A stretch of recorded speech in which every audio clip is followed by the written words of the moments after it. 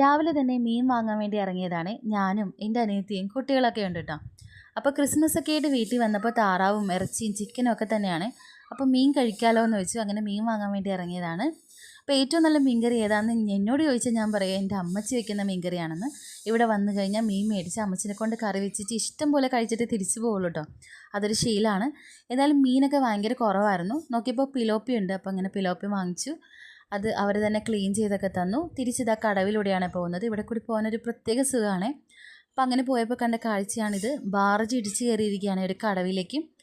അടിയൊഴുക്ക് നല്ല രീതിയിലുണ്ടായിരുന്നത്ര രാത്രിയായപ്പോൾ. അപ്പോൾ അതിൽ പെട്ട് നിയന്ത്രണം വിട്ട് ഇടിച്ച് കയറിയതാണെന്നാണ് നാട്ടുകാർ പറയുന്നത്.